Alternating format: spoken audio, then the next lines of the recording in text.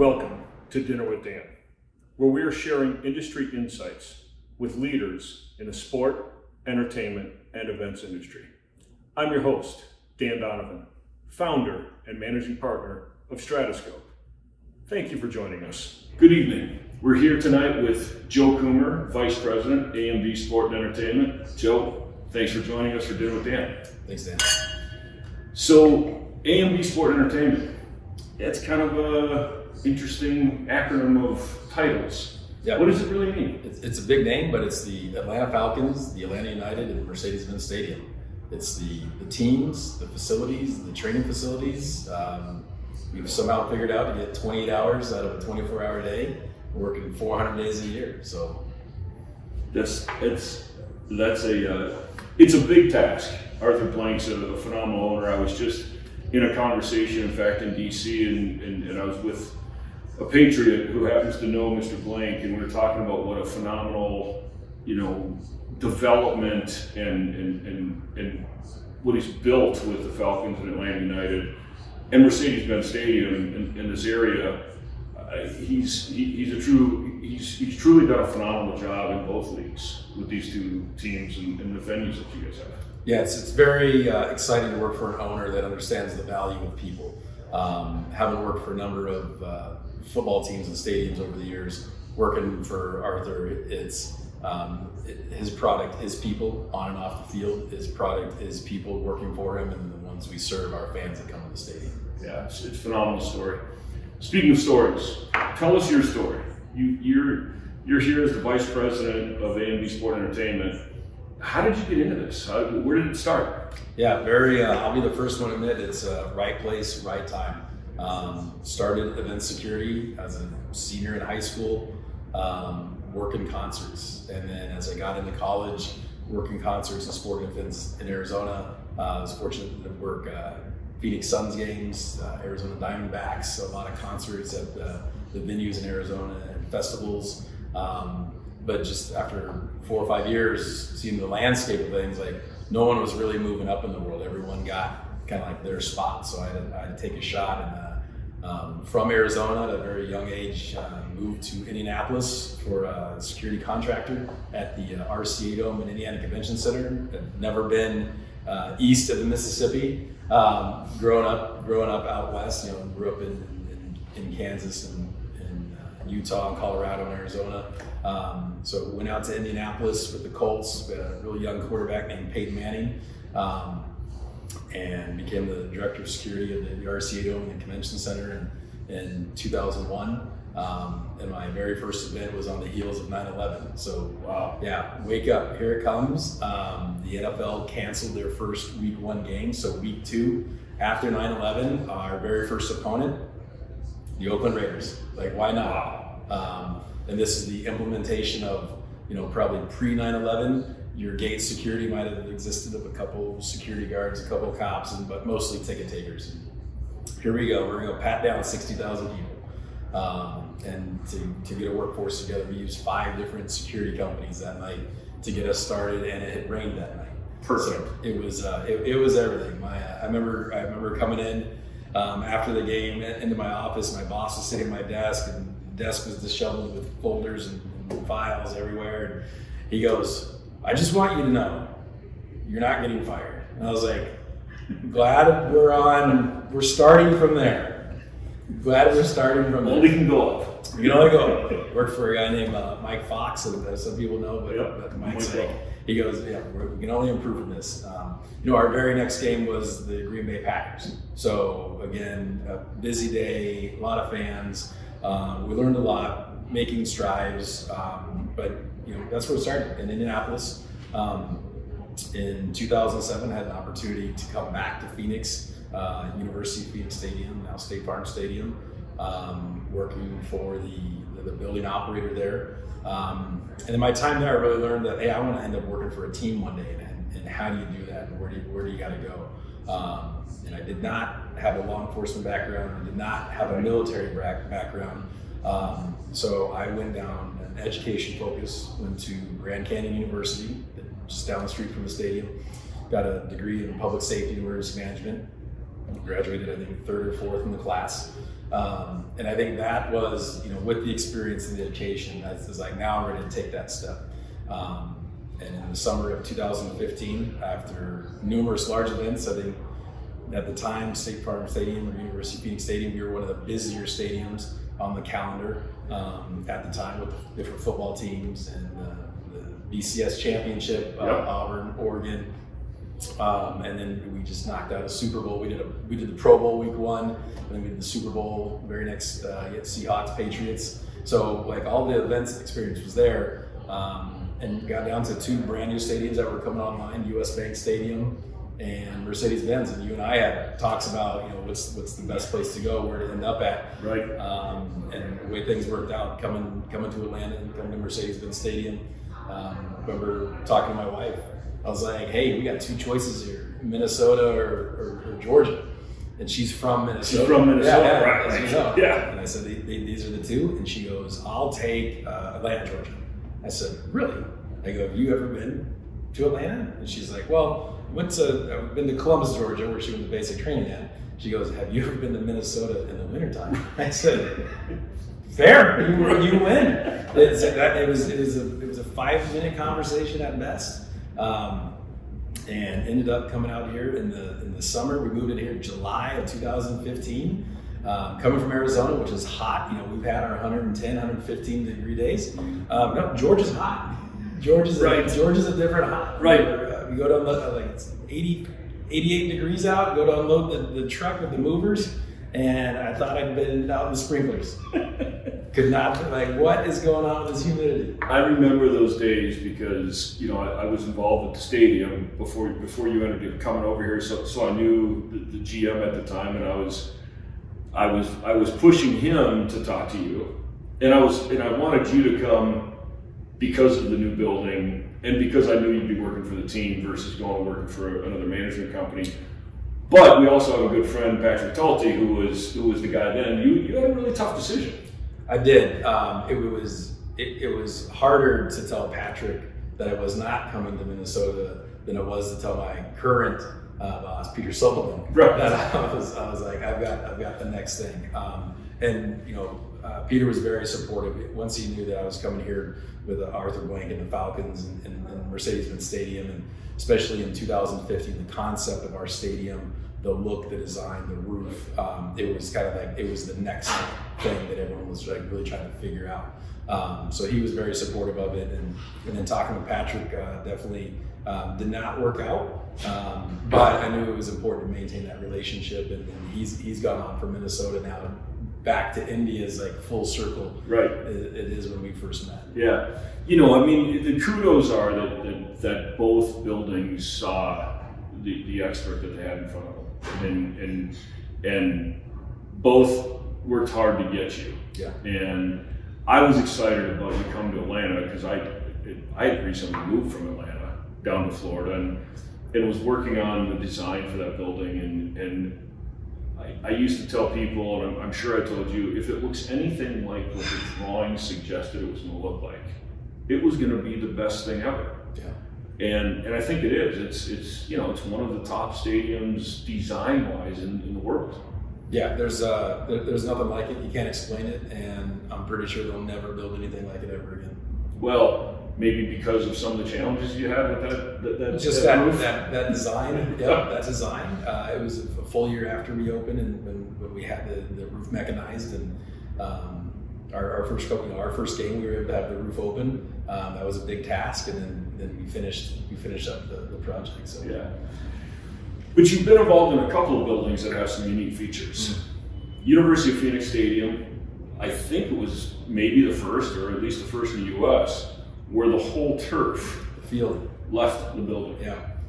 It's crazy. Yeah, it took 90 minutes to drive that field in, or 90 minutes to drive that field out. And it was always kind of like that how you knew you were getting into that game readiness for a Cardinals game. That game was on Sunday. Friday at 5 p.m. when that field was coming in, it's time to get locked and loaded. Field's in. Let's get it painted. Let's get ready to go. Saturday, the cake is baked, and Sunday we're serving. So help set up the Super Bowl story for me. there's like X number of small wheels with 1 horsepower engines that move this X number of ton cement tray of turf and dirt in and out of the stadium, right? Yeah. Do you remember how many? I believe there's 11 rails. It's a very, the technology behind the field moving is 200, 300 years old, the rail system. And I believe there's 9 motors on each rail. And they're very small horsepower. And we just drive it in. So it's not only the field, but it's also maybe the largest garage door. It's the elephant doors. The elephant Yes. door. So the door comes up on the whole end of the stadium, and underneath that is basically the largest oil change pit. Yes. So they can inspect this thing. Field pit, yep. Field pit. Yep. So fast forward to the first Super Bowl you're hosting, and some of your engineers notice that you're having some damage with the wheels as they're moving the field back and forth. I don't know this story. You don't? I I recall this story because, I was dealing with Frank Okay. Zabovitz. And if you remember, if you go back and look at the film of that Super Bowl, the field wasn't super dry. No. In fact, both Super Bowls for different reasons. We had because the Pro Bowl and now I'm sorry. So the weight of the field because we painted it in water, twice. I think they put the new turf on top of the old turf instead of taking it off. Some story like that. Anyways, the field was supposed to go in and out X number of times throughout the week. Yep. And on Tuesday, or I want to say it was like Tuesday of Super Bowl week, they started to see the damage of the extra weight. Wow. And the wheels, the engineers, I can't remember your guy, Fred Corsi and his team, and there was a decision made that field is staying indoors the rest of the week. Yeah, I think we did that like by Tuesday or Wednesday. Yeah. That thing was going to come in, we're going to leave it in, and there was no more chances. Right. So there was concerns about, you can't irrigate it. I mean, all of the watering and everything for the grass happened outside. Yeah. So it was one of those things, and then you hosted a second Super Bowl, and we had more rain than I've ever seen in the Phoenix area, and fog. Well, the morning of the Super Bowl, Right. if someone told you the game there was fog, typical Super Bowl morning, we ODART 30, walk into the stadium up 5 a.m., and you can't see it. And I know this thing's lit up. I remember pulling into that parking lot, and that thing is a massive piece of infrastructure coming out of the ground. You can see it from miles away. Yeah. That Sunday morning, I parked less than 100 yards away and couldn't see the building. Probably couldn't see the welcome pavilions to get in the perimeter. Right. And then when you got inside the perimeter, there's a stadium there. You got to walk up to it. And then how dense the fog was that night. Because I remember that day they talked about all the flights that didn't get in. So anyone thinks they get the Super Bowl the day of, don't do it. Right. You can't. It's something, Mother Nature, the Midwest, somewhere will keep you from doing it. But I remember, you got about 30 feet from the stadium before you actually saw structure. It was amazing. And you remember that morning what they did? Yes. Are we allowed to talk about that? Can we not? Yeah, we can talk. Yeah, I think so. Because you had the retractable roof. Retractable field. If you retractable field, you have a retractable top. So they opened it. So there was a decision made to your point, to help dry out the field, open the roof to help dry out the field with the most dense fog that has ever been seen in the Phoenix metro area ever. So as the roof opens, the fog now wants to come inside the stadium, and the stadium is now fogged up on the inside because the temperature changed. Yeah.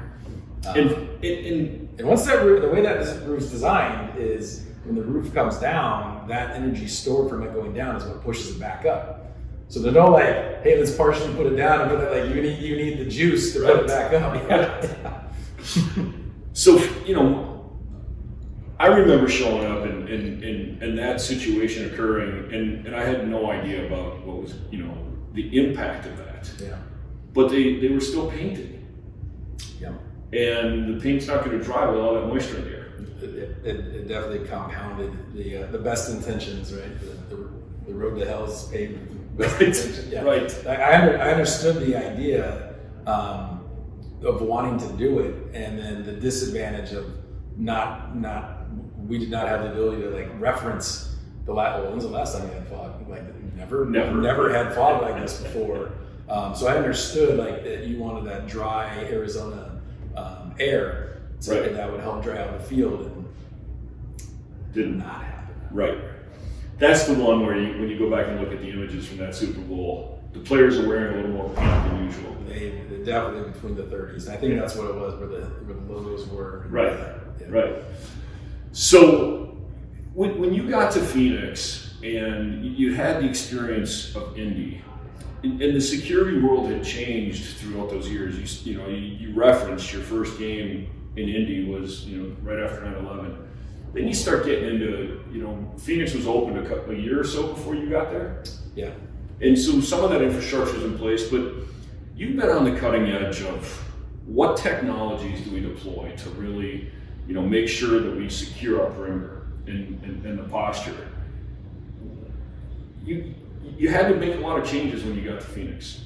Yeah, we went through that point in time where the pendulum was now swinging from like hardcore security posture 9/11, and then we start moving into the fan experience. Over the past 2 decades, we've seen the introduction of that Disney Institute, that Disney training, and that overlay of how you get that guest services and that impact on the fan.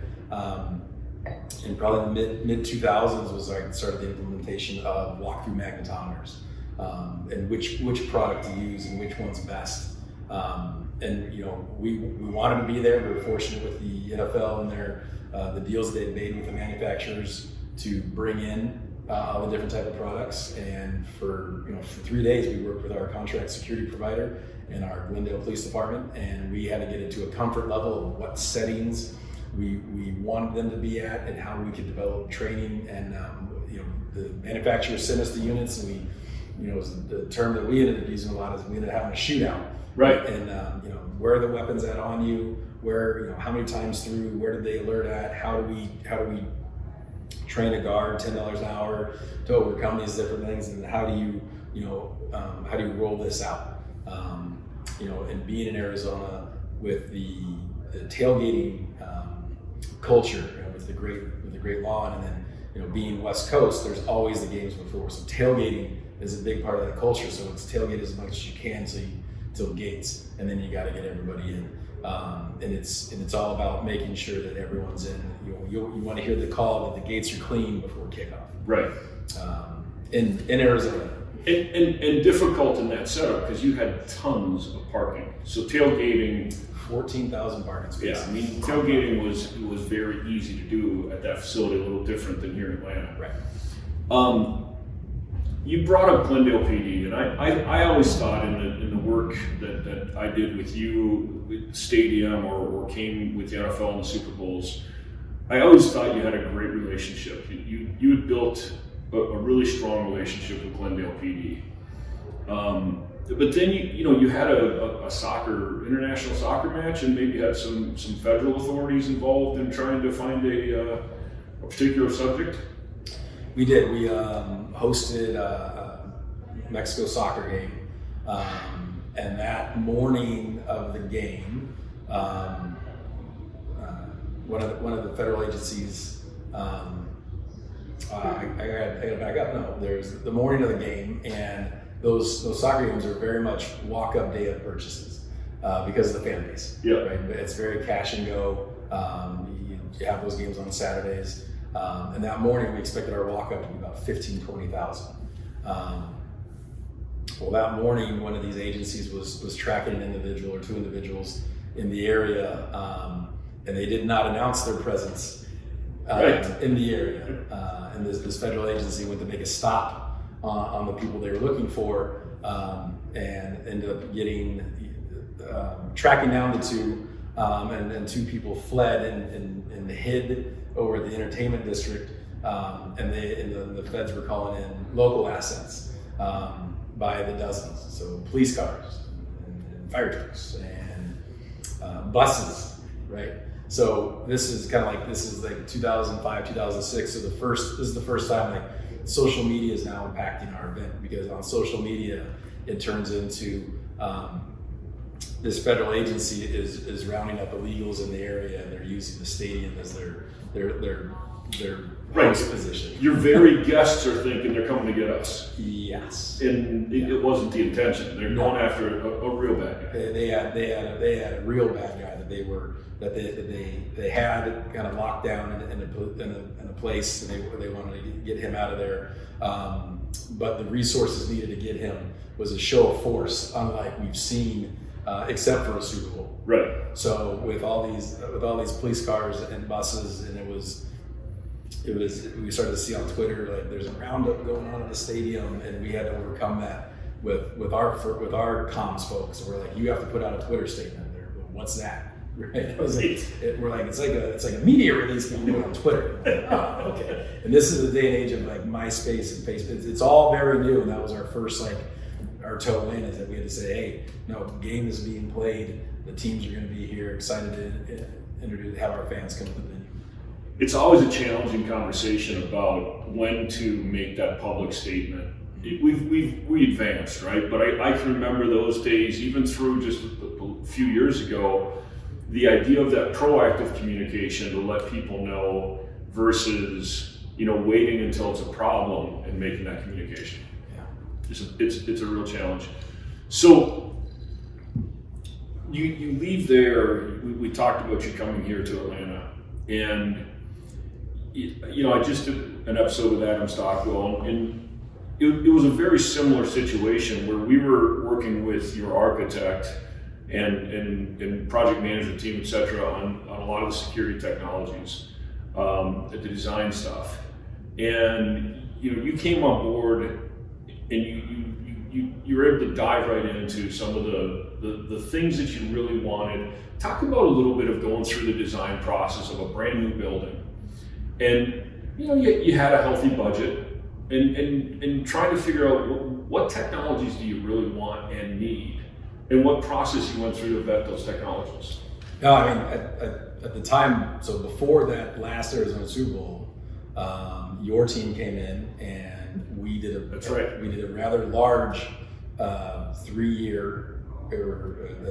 3-year camera project, a couple $1 million, and you guys represented us with the manufacturers and the integrators, kind of like best in class for design and concept. So you and I had been there, done that. Right. And we were able to get the new camera system in the stadium, and upgrade it hadn't had in probably 8 years. Maybe not the best original product in. But we put in like a digital technology. You made a point of emphasis to have a proprietary network. So all those, you and I had just done all this in Arizona. Then coming out here, and we get to the construction trailers, and we start going through, hey, let's take a look at this camera system. And a lot of the things that we had vetted out, and like the expertise of your group, and then back over to me as an operator, I could see where in design and in construction, they might have not known that they were selecting low bid items, or maybe they did know that they were doing low bid items. But from our background, I was able to implement change in the products that we put in the stadium. And we looked into, everything, is it Safety Act protected? What is the long-term durability? I think you guys did a really good job finding us a report saying, hey, the integrators for the last 2 years have voted that product the worst product to work with. So we were able to come off certain things and select new products, and then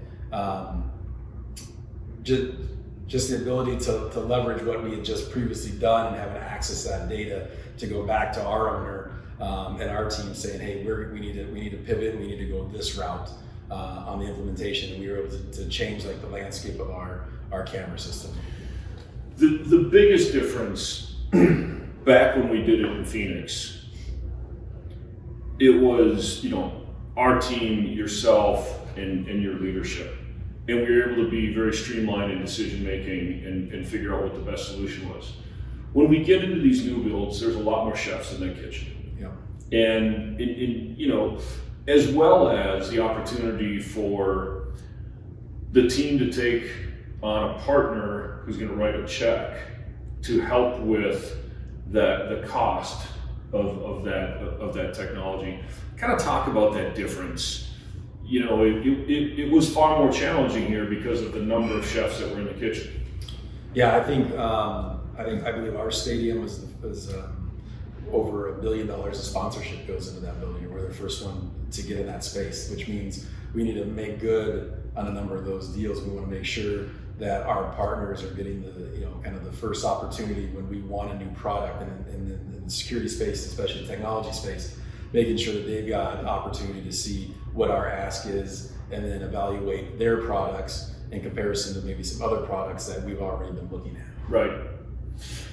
So we move forward and you have a solution that you have still today with Genetec and IBM network and access cameras and where are you today with what you got in your how many years later?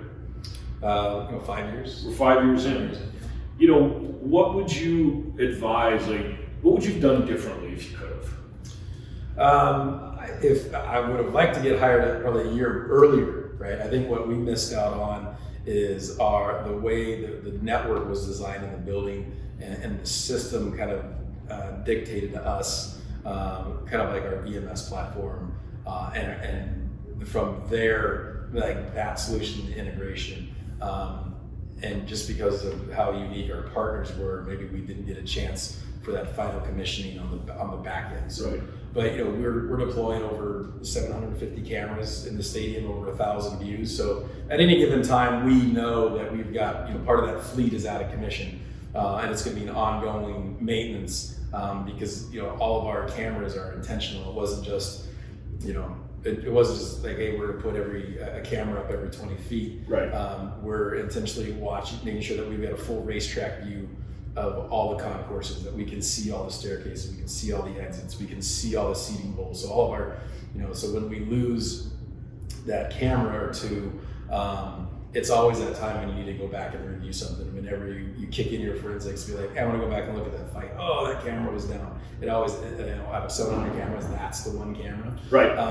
But we're also tracking to make sure, this is only going to be the only time that camera's down. Like when we go to fix it, it needs to stay fixed, and working with our partners to make sure that this happens. I talked to Adam about this, and I've been kind of on this subject. I think one of the misses that we haven't done a good job of, that it's I think coming to more and more fruition, is we have the security department, and you've built a great team here, and we throw a lot of technology now, and you're a big advocate of using technology along with great process to really create a better security posture.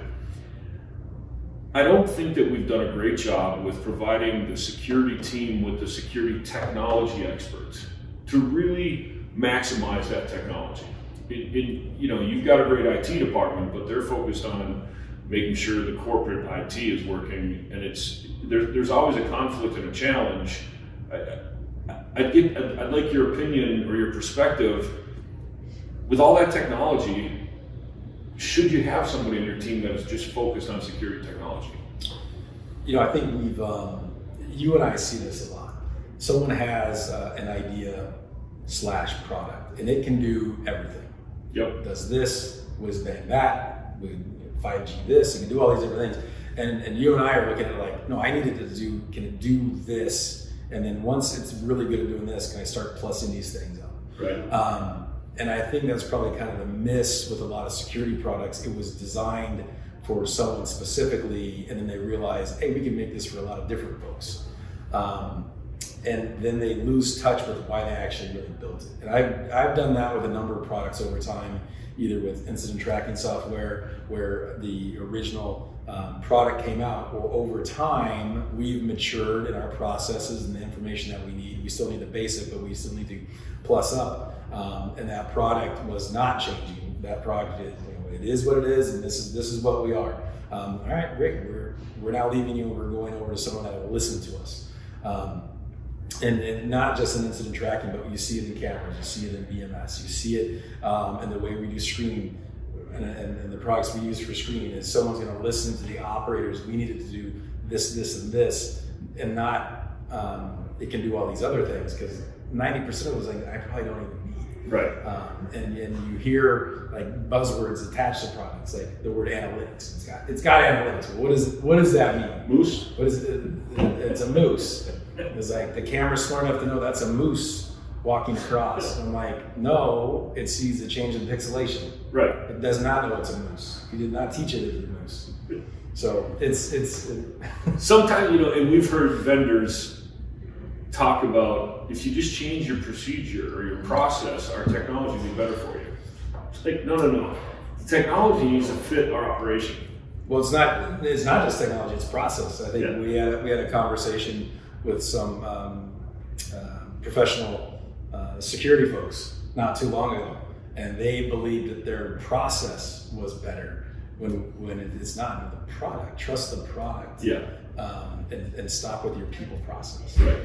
And I think that's probably a term you and I have used a lot, is stop having humans do a robotic process or a mechanical process. And I think that's what we've learned with the next generation of screening and weapons technology. Yeah. Back in 2001, 2002 when we were started, everything was about the pat down, patting everyone that comes down. We could have the best Secret Service agents in the world, no disrespect to Adam. They're probably good at patting someone down. Right. I don't know how good they are after they've patted 500 people down, how efficient they are, and what their mission. And then, and the Secret Service is government president. So imagine like you're doing a AAA baseball game, patting people down. That human gets fatigued, that human gets tired, that human has a bad day, that human broke up with their boyfriend or girlfriend, that human's coming from another job and working another 12 hours. Right. So let's stop putting the pressure on them, and let's use a technology that you can trust. Right. Yep. That when it alerts, there's really something there. I want to come back to weapons detection, and I'm going to come back to Secret Service. You open this building, I'm trying to think through, and I haven't been involved in clearly all of your events, but I've been around a few of them. How difficult was it to open a building that really wasn't complete? Right? Your first game, you got a brand new team. You've got a staffing company that you really like, but they're brand new in this market.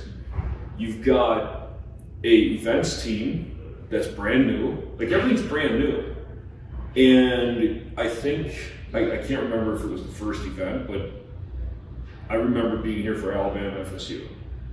And the challenges of doing college football compared to NFL and all that, and then becoming a construction site an hour after the game was over. Yeah, I don't think any of these stadiums or arenas, for that matter, are complete when they open.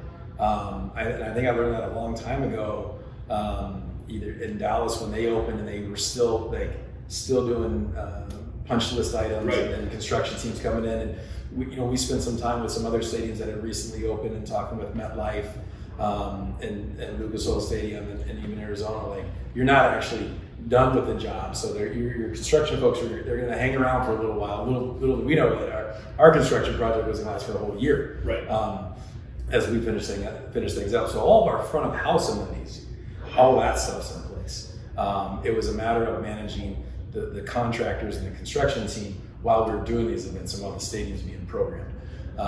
So it was our first month open in end of August, and we were actually supposed to open like January 1st, and then we moved to March 1st, right. Because the MLS season was going to start. And then once we realized the MLS season was not going to start in the stadium, and we had to move over to Bobby Dodd, over to Georgia Tech. So in August, when we started, right out of the gate, we did 4 sold-out events in 8 days with the Falcons preseason game, Alabama, Florida State, then Georgia Tech, Tennessee, and then the last Atlanta Falcons preseason game. Right. So we went bang, bang, bang. We had to leverage the Congress Center, the convention center next door, for our hiring and training. And in that month of August, you still have to wear hard hats. So imagine doing 50, 60 person tours through the building and writing job descriptions and writing deployments with everyone in construction in August in the stadium and where to go. So it was a lot of hours. I think we worked 100 We worked 100 days straight during opening. So, well, that was the point. Is I'm sure other departments felt that pain, but your department had to secure the facility, whether it was a game or it was back to a construction site. yeah. And your team, I mean, 100 days straight. You know, and your team was a little leaner than it is today. You know, Wante and Joe Parr and Cody and a number of those folks. The effort that you had to put into getting your posture right and getting your departments to buy into this is how we're going to secure the facility. Yeah. You know, it was a huge lift. Was it the hardest thing you've done? Probably to date. You know, that opening a stadium under those conditions, if someone tried to explain it to you on the front end, you just couldn't. No. You thought there would be a handover or a transition in power from the construction site to the stadium operations. Little did we know that the construction folks were going to stick around for a while to finish things up. And then the buildings program, the building's been sold. We know on the calendar, Falcons are playing these 10 home games. We know Atlanta United is playing these home games. We know the SEC championship's coming in. We know Peach Bowl is coming in. So all those dates is prolonging the construction project. Right. So. Right. So then you host the national championship. Right out the gate. And Adam and I came down to see you to just get in your hair during the national championship. 72 hours before, 96 hours before? I believe the game was January 8th. And on January 4th, one of the top commanders in the city said, "Hey, need you to come over to a meeting." I said, "Nah, probably not. We're busy getting ready for a game. Teams are coming over to practice." He's like, "No, you really need to come over." That's how you found out. And then I called someone else. I'm like, "Why do we need to go to this meeting?" You're going to have the president's going to be in town. I'm like, "Great, keep him away from the stadium." "Oh, he's coming to the game." I'm like, "What game?" He's like, "Your guy has got a Hawks game? Like what's good? Georgia Tech basketball? Like, he's coming to the national." Like, huh? What? And by the way, Georgia is playing Alabama in this game. So the stakes are already turned all the way up. Wow. All the way up. So you sit down. When did you actually deal with the Secret Service? The game was on a Monday, and it was probably Thursday night. We left the meeting, and they followed me back to the stadium from the meeting, and we did not leave till after the game Monday night. We stayed at the stadium, and it was we had to learn that there's what the Secret Service is going to do, and then there's the White House staff and the agenda, and we had to find a place. All right, where's he going to sit, and what's he going to do? Where is the point of arrival, and then the rules around when he moves and who can move. And they want to lock down everything when the president moves. Well, the building's designed for everyone to move all the time. Right. So like, how does that work? So we had to change our arrival location, and we had to adjust kind of like the footprint of the stadium. It was like the Secret Service said, "Hey, they're like, you guys do your regular gates, and we'll just protect this bubble around him." And that was Thursday to Friday, and then late Saturday night, all these magnetometers started showing up at our loading dock, and we're like, what's going on here? They're like, "Oh, we're going to search everybody now." And I believe they told us about a third of the uniformed Secret Service division had flown in, and they were going to take on. Drove down. Probably flew, drove. Yeah, Drove down. Yeah, they had to figure out how to get all these guys here. Hundreds of uniformed Secret Service agents. And by the way, there's no more hotel rooms. Right. Alabama, Georgia have all the hotel rooms. Right. People coming to this game. So to get all these guys here, to get them on post, and just to learn, like, they put their magnetometers in front of our magnetometers. Just because of the settings and everything else. And I think what we had learned is that our mags were actually a newer model, or newer. Does that sound right to you? Like ours were too new. And it just wasn't time to adjust the settings and change everything. It was easier for them to put their mags in, and they were like that front line of security. So I think we had a good plan going into it.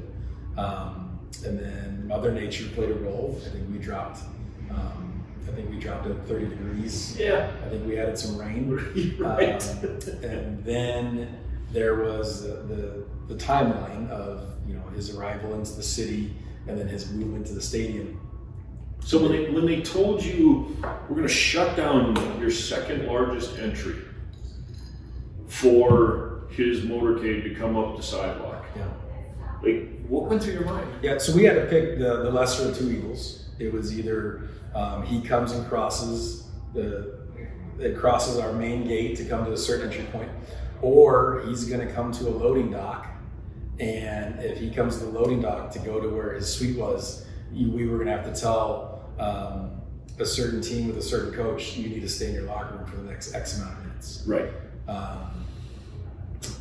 We were not going to do that, so we did not. Or the CFP wasn't going to. Yes, yeah, we were not going to keep those coaches and those players. So we had to remind them, this game is about the players. This event is about this.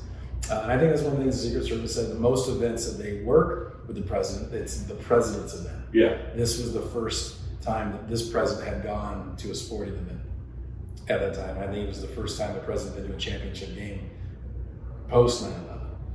Right. So the Secret Service, while supporting national events, either in NFL, Super Bowls or Olympics, or the inauguration, like they haven't done like an event that wasn't about them. Yep. That they were all in on. So there was definitely some growing pains and made a lot of connections. Kind of saw behind the curtain and the background checks and the vetting of people and the credential system.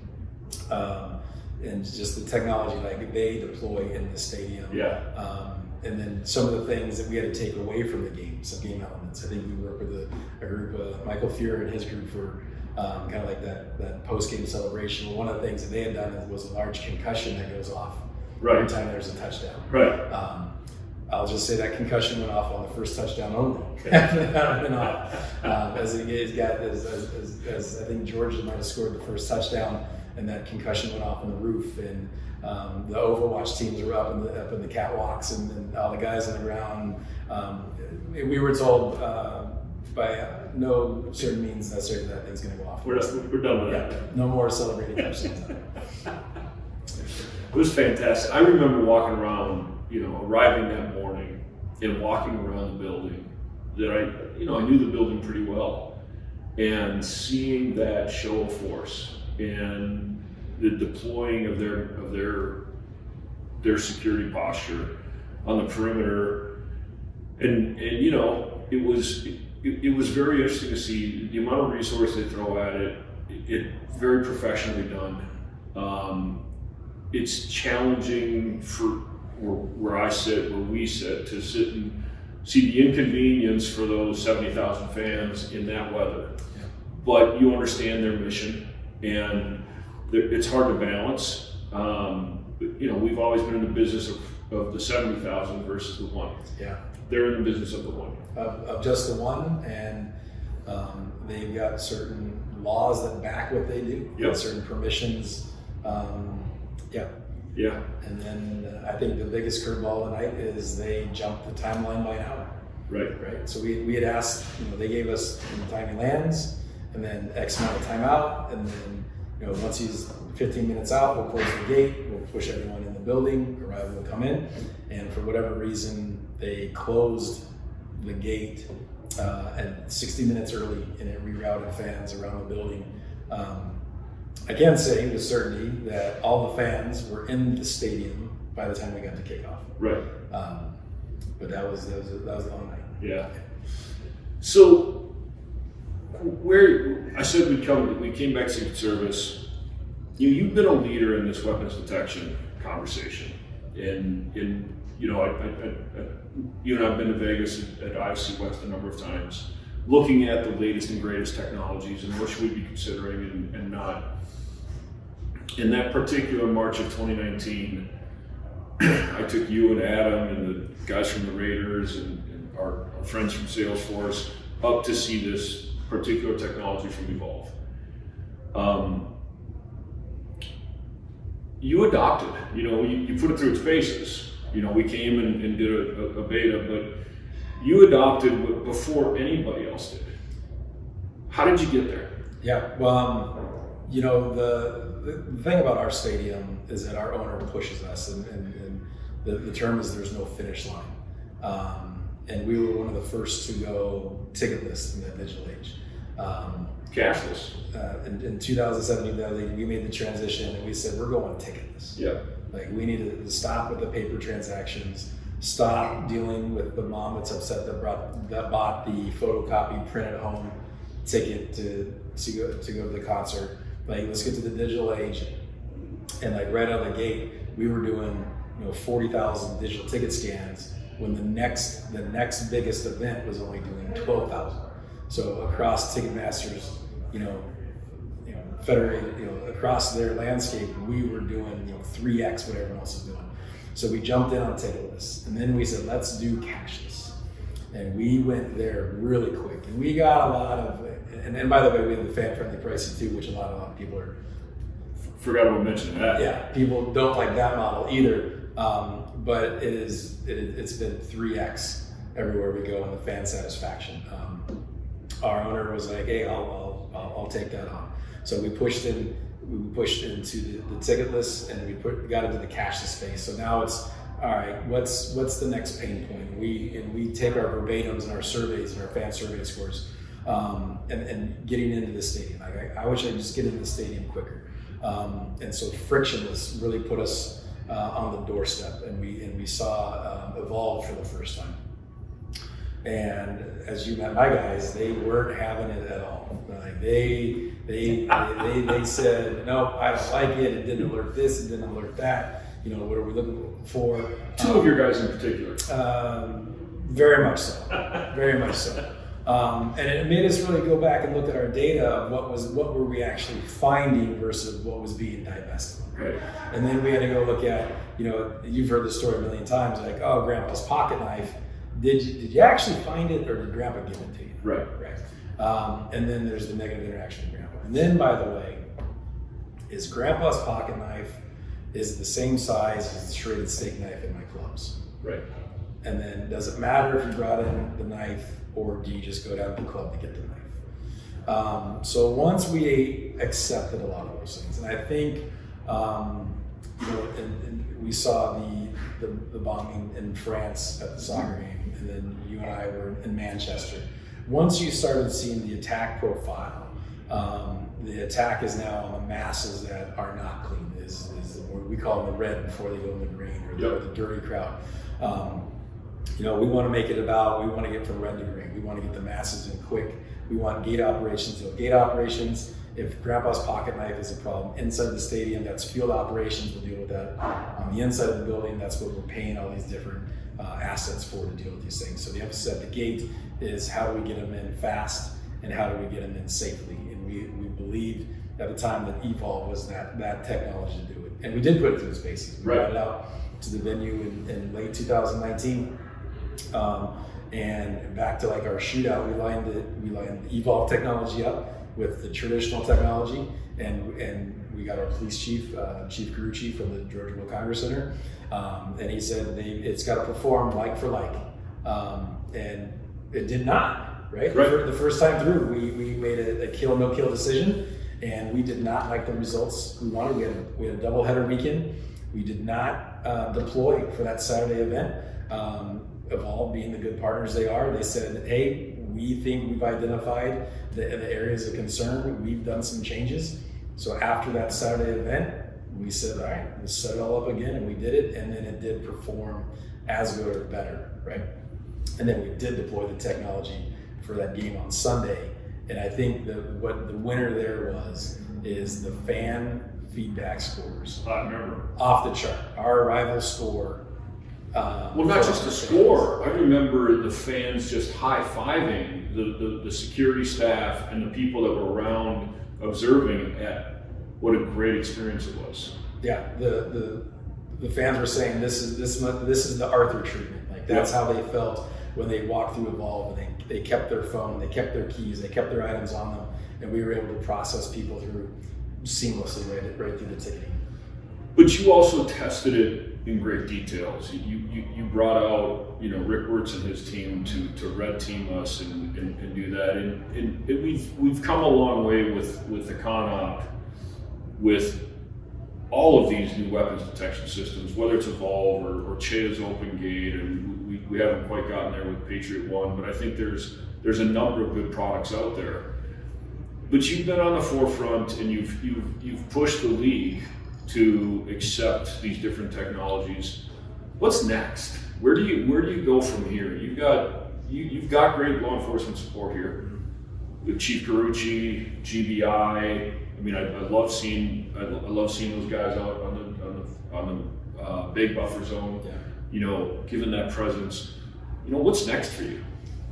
Well, that's a great question. Really, I actually spent the last 6 months making sure that I'm getting to a place where I can answer this question. We've gone through significant workforce reduction like everyone else. Right. And you hear the term like the Great Resignation. I'm not sure that's quite what it is. I think it's the great opportunities before everybody. Everyone's opportunities all changed, and our team, we were very fortunate. Our team stayed intact through COVID, and we were a vaccination site, and over 300,000 folks from our community coming in. So we stayed busy, and then once the world started to reopen, we had some folks plucked from us, and it really showed us that we had some single points of failure inside our security department, like where we started losing some folks, and then we added in COVID. If someone tested positive, we were really down. So we created a team built with redundancy. So beefing that group up. We've been very fortunate. We found success in hiring former law enforcement folks that are ready to step out of the law enforcement world.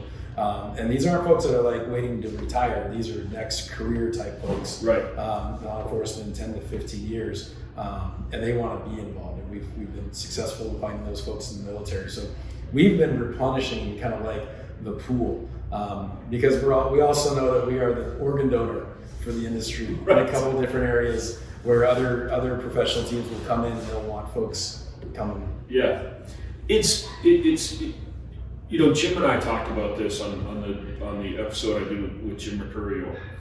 You built a great team, and I'm going to come back to that because you went through a real learning curve, going back to those 100 days of everybody being on site, and you had a leaner team. But your organization supported you when you said, hey, we're doing a lot more than a typical stadium security department. And you got the support from your HR department, from your leadership, from your ownership. Yeah. Talk about that process, and how did you come about building the team that you did?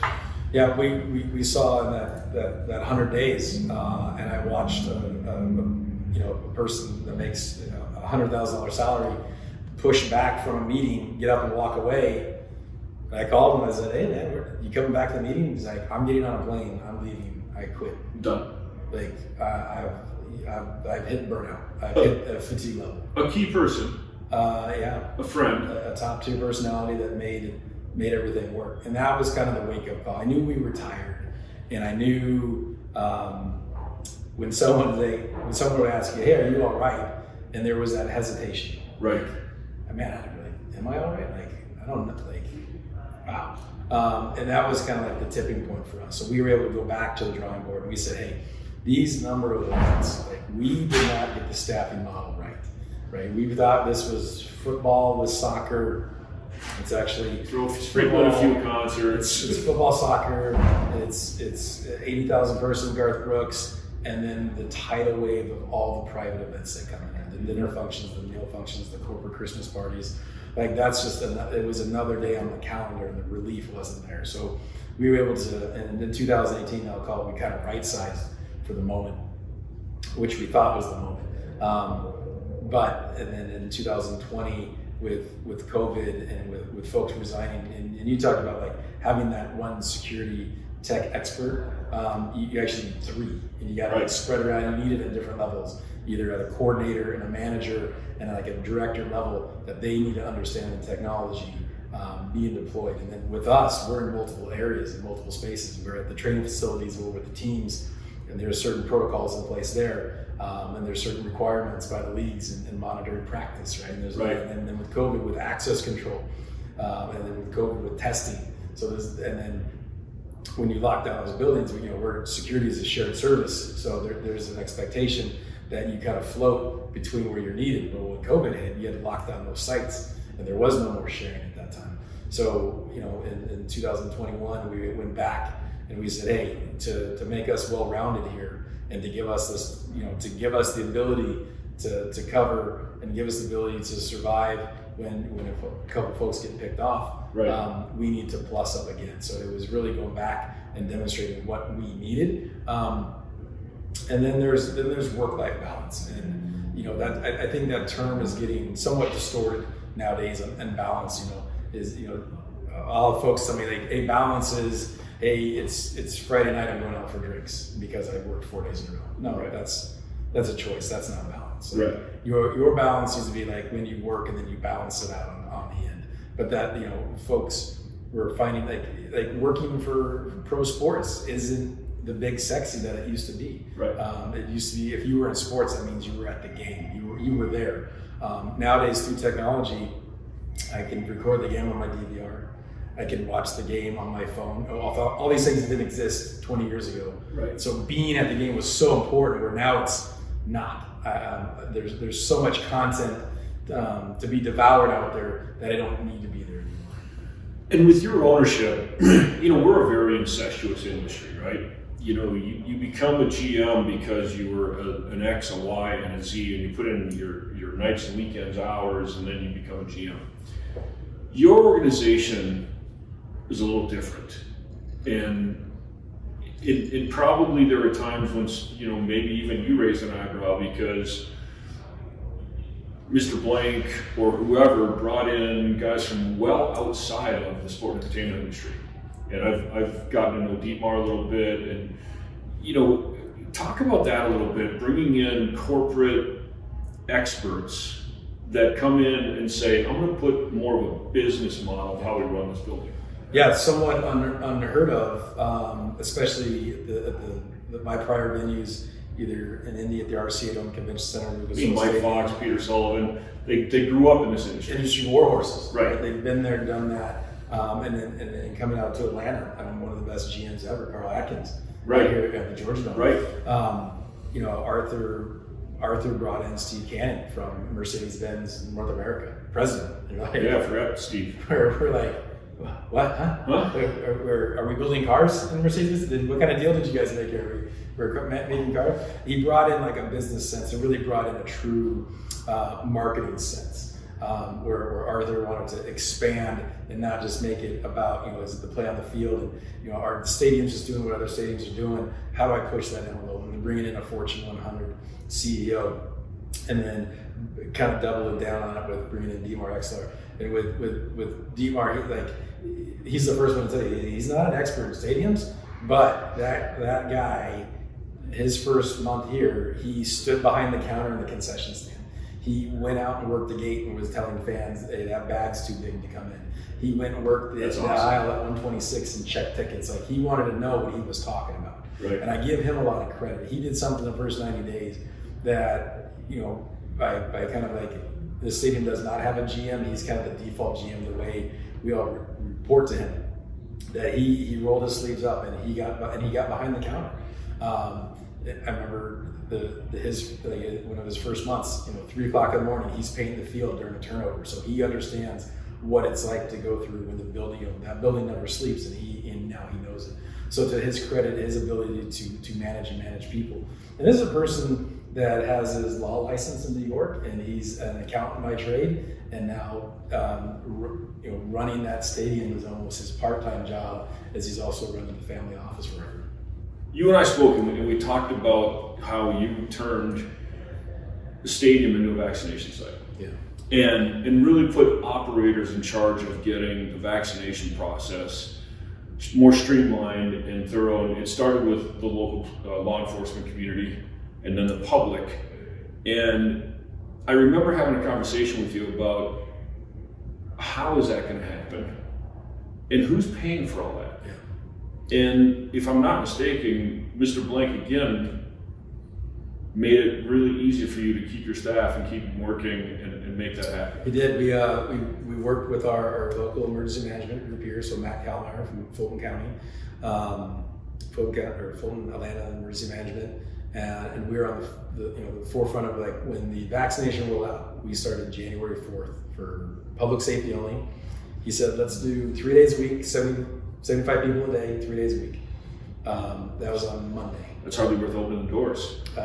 Well, we were getting ready to shut the stadium down for the spring. There was a soccer season was not on the horizon at the time, right? At least for 2 or 3 months. So we knew January, February of 2001. Hey man, we're not doing anything at the stadium anyways. Come on down. We did 75 on that Monday, and by Friday we did 1,500 shots in a day. In a day, yeah, 1,500 a day. From there, we were able to do public safety, and as the emergency order adjusted for the elderly, we started, we moved an operation out of our club space up on the concourse, and then through the White House and FEMA, they activated the military for these super groups or these super sites to come on board, and given our location in Atlanta and the proximity with our MARTA train station and the community around us, by April we had 6 called pods inside the stadium, and our high watermark days we were doing well over 10,000 folks a day. And I think we had 56 operational days in there where we were operating, and then we started sprinkling the start of the United season. We were having games in between vaccination dates. But it was a really good partnership from the local level and at the state level with GEMA, and also with the military. They brought in active duty doctors and nurses to provide the shots. Where our staff, our guest service staff, were helping to do like the wayfinding, and our security staff was working to help do the enrollment, if you will, or the process to get folks in. And each one of those pods in the stadium, those were mini events. Right. But what better to run mini events than event managers? And our venue has a number of event managers, so assigning event managers or event teams to each one of those. The military and FEMA allowed us to do what we're really good at, moving people around the stadium from, we were the screen people coming into the venue, to go to the different pods, to receive the shot, and then that process, then medical, and on the way out. So it was, it couldn't have gone better. The federal funding that was there, and then Arthur stepped to the table on a number of different areas where he covered costs as well for the community. It's fantastic, and it's a great story in the support from your ownership, but also allowed you to keep your team together and keep them working. And then, when you come out of it, you lose some great team members. How do you build the team and keep the team together? Or do you say, you know what, I'm gonna get you to a certain level, and I know you're gonna leave me? Yeah, I think I've got to that point where we're definitely we want to develop and cultivate talent. It's going to happen no matter what. So, working with Greg Overstreet, as you know, we're committed to that process. We want to build them up. If opportunity exists within, they definitely promote from within as much as you can. But that's not always the case. So give folks the skills, the tools they need. And then give them the confidence to be like, hey, if you want to find someone else, we'll help you get it. If there's 1 or 2 people in front of you, and it's clear, if you're a manager, there's a director there. If you're a coordinator, there's a manager sitting on spot. 1, you do have that opportunity to go there, right, when the manager moves up. But 2, if there's something else out there, we want to help make it happen. We've seen it with people like James Siegel, right, got on and Monte Collier with Meta and Facebook, and Scott Ashworth going over to Overtime Elite. So we know that's taking place. I beat Scott Ashworth up a little bit. He went a few spots, and now he's at Overtime Elite. He wasn't sure what he wanted to do. He took a stab in the corporate security world, and then Scott's a great guy. He does a great job. So I get to beat him up a little bit. Look, it's always great to catch up with you. This has been a great conversation, and I appreciate you taking time and spending time with us and sharing your wisdom. Appreciate it, Joe.